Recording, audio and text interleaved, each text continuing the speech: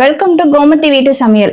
நம்ம இன்னைக்கு என்ன சமைக்க போறோம்னா அவரைக்கொட்டை கத்திரிக்காய் போட்டு காரக்குழம்பு தான் ஃப்ரெண்ட்ஸ் வைக்க போறோம். எப்படி வைக்கலான்றத பார்க்கலாம். இப்போ வானிலை நம்ம எண்ணெய் ஊற்றிக்கலாம்.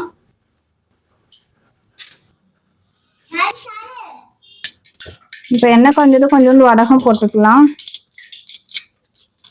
பெருங்காயத்தூள் போட்டுக்கலாம்.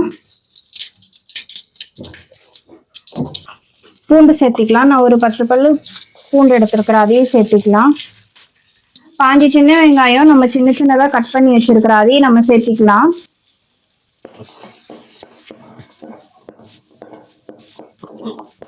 ஒரு 2 கொத்து கருவேப்பிலை இலையை சேர்த்திக்கலாம். வெங்காயம் எல்லாம் ஓரளவுக்கு வணங்கிருச்சு. இப்போ இதோட பார்த்தீங்கன்னா ஒரு 5-6 கத்திரிக்காய் கட் பண்ணி வச்சிருக்கிறேன், அதையும் சேர்த்திக்கலாம்.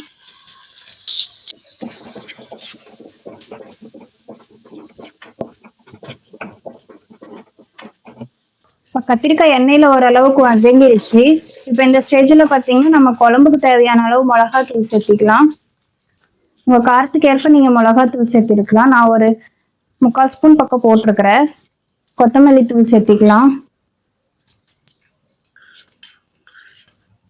சாம்பார் தூள் ஒரு 1/2 ஸ்பூன் சேர்த்திக்கலாம்.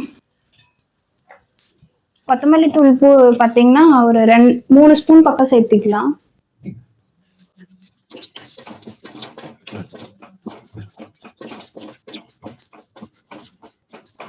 எப்படியும் ஒரு நிமிஷம் எண்ணெயில விட்டுருங்க. கொஞ்சமா மஞ்சள் சேர்த்திக்கலாம். இந்த மசாலாலாம் பார்த்தீங்கன்னா எண்ணெயில நல்லா வதங்கிடுச்சு. இப்போ ஒரு பெரிய லெமன் சைஸ் புளி எடுத்து வச்சிருக்கிறேன், புளி தனியா, அதையும் நம்ம சேர்த்திக்கலாம்.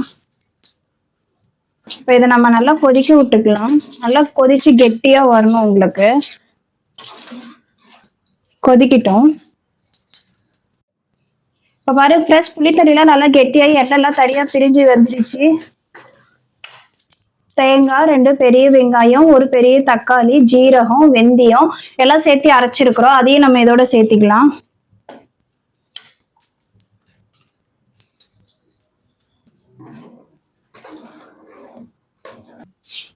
இதுக்கு இப்போ குழம்புக்கு தேவையான அளவு நம்ம தண்ணி ஊற்றிக்கலாம்.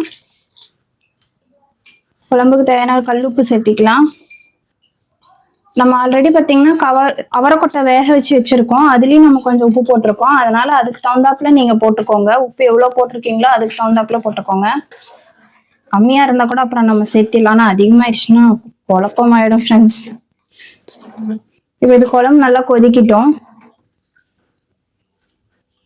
இப்போ பாரு ஃப்ரெண்ட்ஸ், குழம்பு நல்லா கொதிக்குது. இப்போ நம்ம பார்த்துட்டிங்கன்னா அவரைக்கொட்டை வேவிச்சு எடுத்து வச்சிருக்கிறோம் தனியாக, அதையும் நம்ம சேர்த்திக்கலாம்.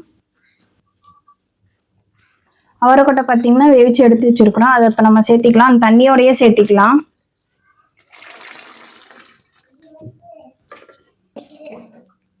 இப்போ இந்த குழம்பு இன்னும் நல்லா கொதிச்சு கெட்டி ஆகட்டும்.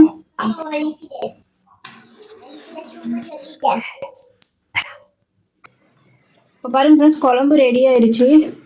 அவ்வளோதான், அவரைக்கொட்டை கத்திரிக்காய் காரக்குழம்பு ரெடி. நம்ம சேனல் சப்ஸ்கிரைப் பண்ணாதவங்க சப்ஸ்கிரைப் பண்ணுங்க, கமெண்ட் பண்ணுங்க, ஷேர் பண்ணுங்க, மறக்காம கூடவே பெல் பட்டனை கிளிக் பண்ணுங்க.